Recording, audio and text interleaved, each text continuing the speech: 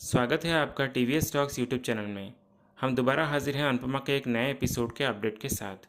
तो उससे पहले अगर आप हमारे इस चैनल पर नए हैं तो हमारे इस चैनल को लाइक शेयर और सब्सक्राइब करें और बेल आइकन को ज़रूर दबाएं ताकि ऐसे ही रोज़ अपडेट्स आपको सुनने को मिल सकें। तो चलिए जानते हैं क्या कुछ हुआ है आज के एपिसोड में। टीवी सीरियल अनुपमा के आज के एपिसोड में दिखाया जाएगा कि अनुपमा और अनुज एक बाइक के टक्कर से रोड पर गिर जाते हैं। तभी अनुज उठकर आकर अनुपमा को उठाता है और बोलता है कि तुम ठीक तो हो ना। अनुपमा फिर बोलती है कि हाँ हाँ मैं बिल्कुल ठीक हूँ, लेकिन मेरा ये लॉकेट जो आपने मुझे पहनाया था वो तो टूट गया। अनुपमा फिर अनुज के गले को देखती है और उसे खाली पाती है और बोलती है कि आपका लॉकेट कहाँ है। अनुज फिर बोलता है कि होगा कहीं लॉकेट इधर उधर। फिर अनुपमा की नज़र नीचे रास्ते पे पड़ती है जहाँ अनुज का भी लॉकेट टूटा हुआ गिरा मिलता है। फिर अनुपमा ये कहती है कि आपका भी लॉकेट टूट गया। ये बोलकर अनुपमा बहुत घबरा जाती है। अनुज फिर ये बोलता है कि सिर्फ लॉकेट ही तो टूटा है ना, तुम्हें तो कुछ नहीं हुआ ना। अनुपमा फिर ये बोलती है कि पर ये जो हुआ वो सही नहीं हुआ, ऐसा नहीं होना चाहिए था। अनुज फिर समझाता है और बोलता है कि शुक्र मनाओ तुम्हें कुछ नहीं हुआ, लॉकेट तो हम फिर से बना लेंगे, इसलिए आप ज़्यादा टेंशन मत लो और चलो यहाँ से। फिर अनुज और अनुपमा वहाँ से चले जाते हैं।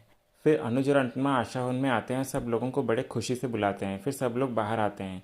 फिर बा ये कहते हैं कि क्यों बुला रही थी हमें। अनुपमा फिर ये बोलती है कि आप पहले अपना मुंह मीठा कीजिए बा। ये कहकर अनुपमा बा को मिठाई खिलाती है और बाकी सबको भी मिठाई देती है। तोशु फिर ये बोलता है कि इतने खुश क्यों हो आप लोग, कहीं लॉटरी लगी है क्या। अनुज फिर ये बोलता है कि लॉटरी तो नहीं लगी, बल्कि हमारे अनु की रसोई का जो आइडिया है वो हमारे प्रमोटर्स को बहुत ज़्यादा पसंद आया। फिर ये सुनकर आध्या और आशावन के सारे लोग खुश हो जाते हैं। अनुपमा फिर ये बोलती है कि वो लोग हमारे लिए इन्वेस्टर से बात करेंगे और अगर इन्वेस्टर्स मान जाएंगे तो अनु की रसोई एक बहुत बड़ा ब्रांड बन जाएगा और देश के हर जगह पे हमारे अनु की रसोई के ब्रांचेस भी खुल जाएंगे।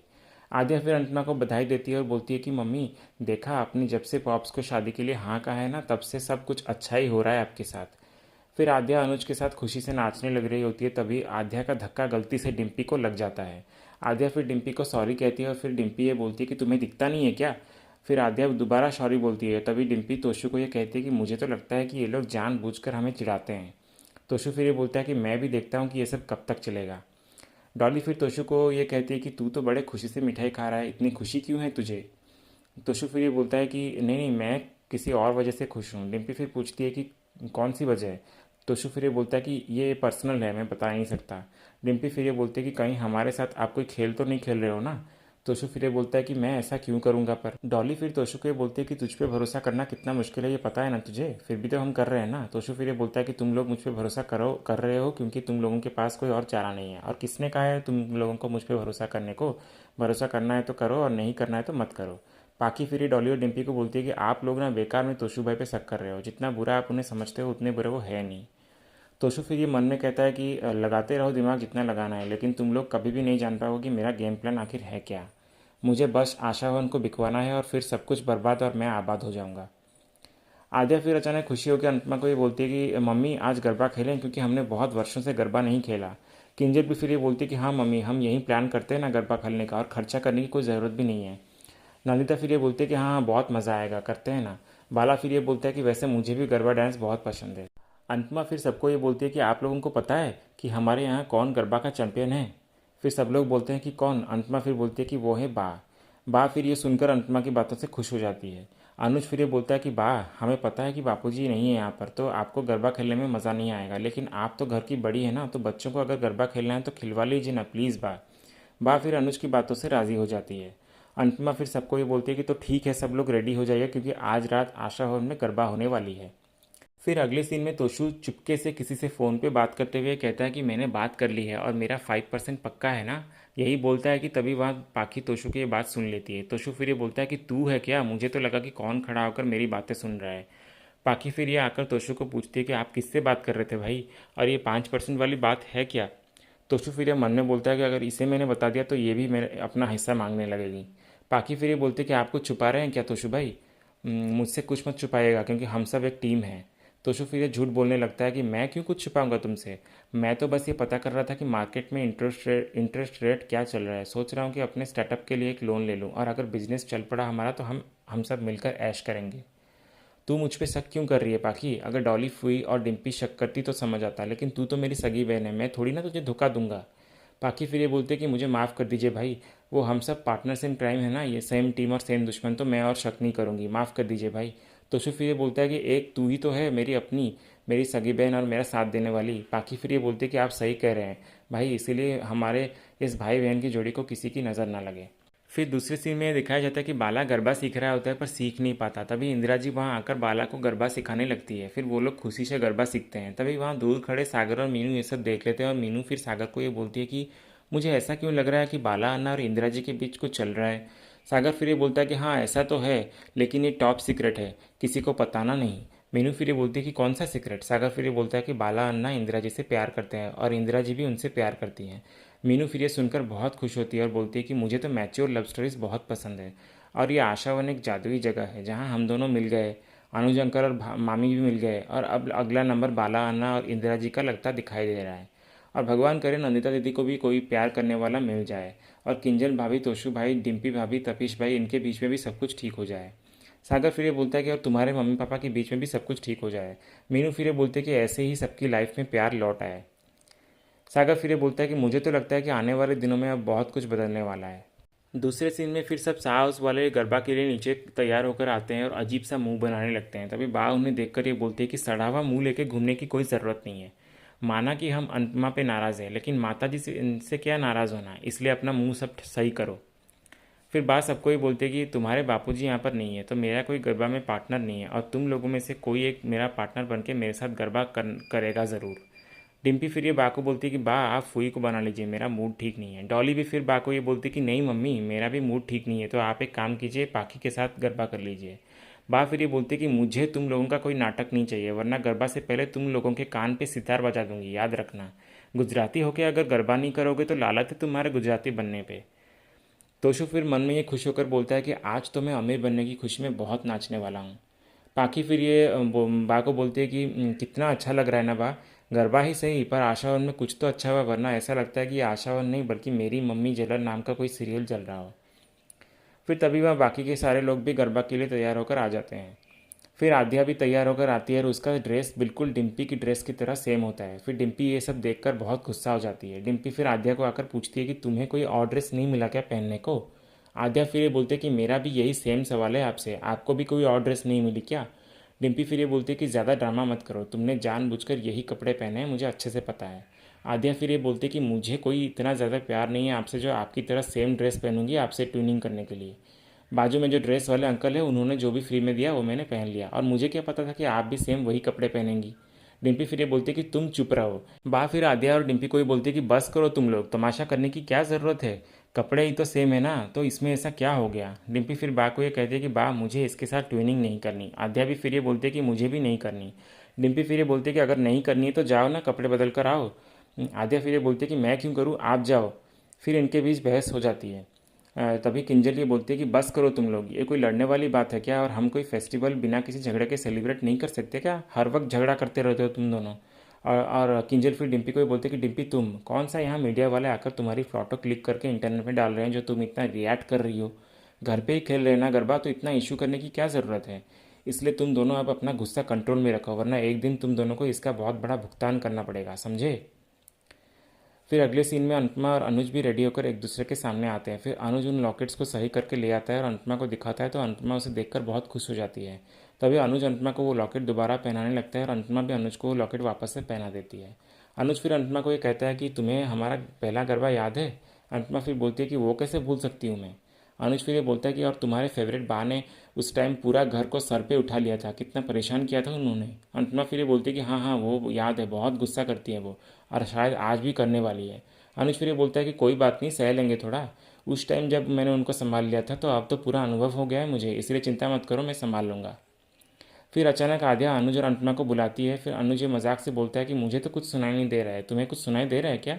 अनुपमा फिर बोलती है कि आपकी लाडली बेटी बुला रही है, चलिए। फिर अनुज और अनुपमा हॉल में आ जाते हैं। मीनू फिर अनुज और अनुपमा को देखकर उनकी तारीफ करते हुए कहती है कि मामी और अनुज अंकल आप लोग साथ में कितने अच्छे लग रहे हो।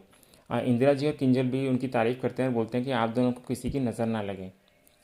फिर सब लोग गरबा करने लगते हैं और सबके पार्टनर्स डांस के दौरान बारी बारी बदलने लगते हैं। फिर डिम्पी का जब नंदिता के साथ बारी आती है तो वो जानबूझकर गरबा करने के बहाने नंदिता को गरबा स्टिक से मारने लगती है। तभी आद्या ये सब देख लेती है और आकर डिम्पी को भी गरबा के बहाने मारने लगती है। तभी डिम्पी को अचानक बहुत ज़ोर से लग जाती है और वो चिल्लाने लगती है और वो आद्या पे भी ज़ोर से चिल्लाती है।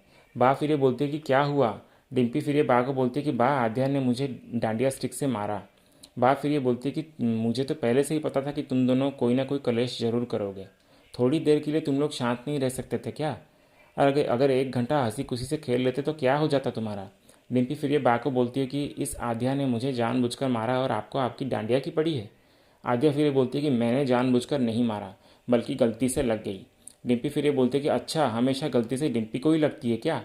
पाखी फिर आध्या को ये कहती है कि तुम तो रहने ही दो आध्या, क्योंकि हम सबको पता है कि तुम्हें डिम्पी बिल्कुल भी पसंद नहीं है।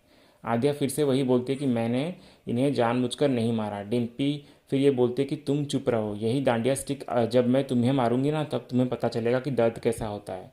आद्या फिर बोलते हैं कि चाहे गलती से लगी हो लेकिन अच्छा ही हुआ आपको लगा, क्योंकि आपको ये पता होना चाहिए कि नंदिता दीदी को कितना दर्द हुआ होगा जब आपने उन्हें जानबूझकर डांडिया स्टिक से मारा था। अंतमा फिर ये सुन लेती है और बोलती है कि क्या जानबूझ के मारा था डिम्पी ने? आद्या फिर ये बोलती है कि हाँ मम्मी, मैं कब से देख रही थी कि डिम्पी भाभी जानबूझकर नंदिता दीदी को मार रही थी बार बार। डिम्पी फिर ये बोलती है कि नहीं नहीं, ऐसा कुछ नहीं है, मैंने नंदिता को नहीं मारा। आद्या फिर ये बोलती है कि अच्छा, अब आप ये भी बोलेंगे कि आपने अंश पे हाथ नहीं उठाया? मम्मी, आप चाहें तो अंश से खुद पूछ लीजिए कि डिम्पी भाभी अक्सर अंश को मारती रहती हैं, तभी तो अंश इनसे दूर भागता रहता है हमेशा। अंतमा फिर डिम्पी को ये कहती है कि डिम्पी ये सब क्या है? डिम्पी फिर ये बोलती है कि आप तो कुछ बोलिए ही मत मम्मी, बल्कि आप अपना ये ज्ञान अपनी इस बिगड़ैल बेटी के लिए संभाल के रखिए। आपके बच्चे जब आपकी बात नहीं मानते तो आप भी उन्हें मारती है ना, तो वैसे ही अंश अगर बदतमीजी करेगा तो मैं भी उसे मारूंगी। आद्या फिर ये बोलती है कि तो इस हिसाब से आपको भी तो रोज़ थप्पड़ पड़ने चाहिए ना। डिम्पी फिर ये आद्या को बोलती है कि शट अप। डॉली फिर अंतमा को ये कहती है कि भाभी अपनी बेटी को काबू में कीजिए। अंतमा फिर डॉली को ये कहती है कि डॉली बहन, पहले आप अपने आप को काबू में कीजिए। डिम्पी फिर अंतमा को ये कहती है कि मम्मी, वैसे तो आप पूरी दुनिया में सबको ज्ञान बांटती फिरती है, तो थोड़ी सी तमीज़ और लिहाज इसे भी सिखा दिया होता तो आज ये नौबत नहीं आती।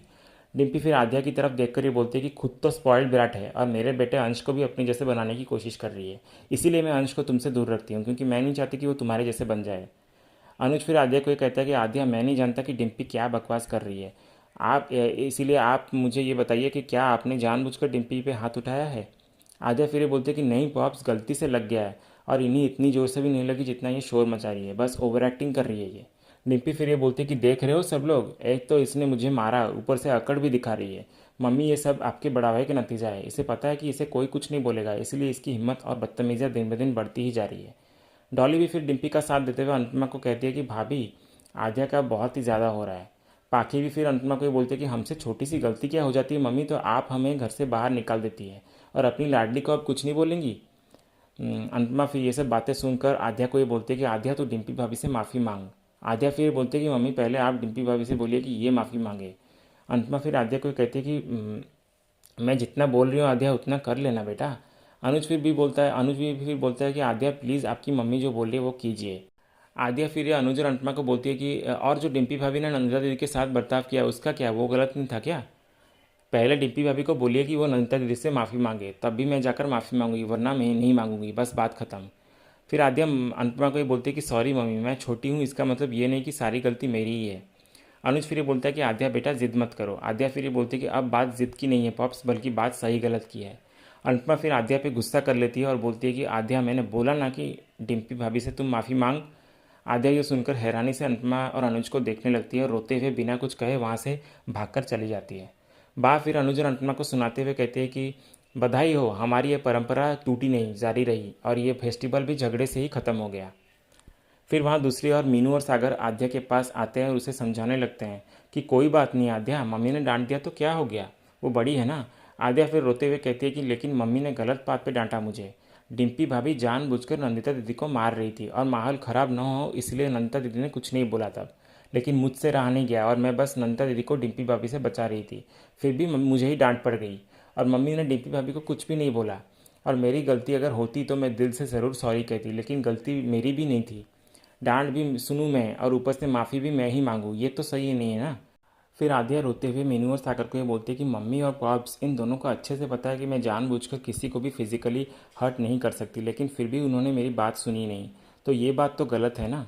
और मैं बचपन से देखती आ रही हूँ कि मम्मी हमेशा अपने सगे बच्चों का साथ देती आ रही है और पॉप्स भी मम्मी का ही साइड ले लेते हैं हमेशा, और हमेशा मैं अकेली पड़ जाती हूँ। हमेशा यही होता आ रहा है और यही हुआ आज भी।